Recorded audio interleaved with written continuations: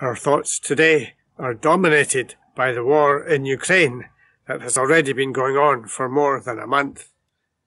Our hearts are torn by the death, injuries and destruction of property and infrastructure. We plead with God and our politicians and charities to do something to make it stop. Russia seems determined to pursue their objectives, although it's difficult to see how anything positive can be achieved, even for Russia. War is never positive. In a reading this week from Paul's second letter to the Corinthians, to the Christians in Corinth, he talks about reconciliation. It made me think about what reconciliation could look like between Russia and Ukraine.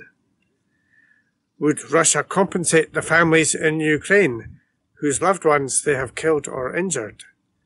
Would Russia pay to have homes repaired and rebuilt? Would Russia fund the Ukraine government to rebuild the infrastructure that has been destroyed as a consequence of their invasion? To me, that is what would be needed as a minimum for proper reconciliation. No amount of money can compensate for mental stress and suffering, although it can help people to recover. Reconciliation is a goal that is relevant for us all. How many of us have fractured relationships with former friends or work colleagues or even a member of our family? It's easy to demand that others engage in reconciliation.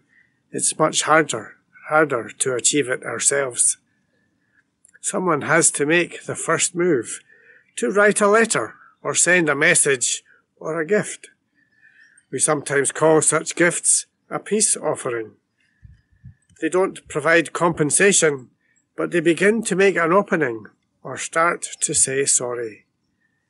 Sometimes the division is the other person's fault, although in most situations, both people bear some responsibility.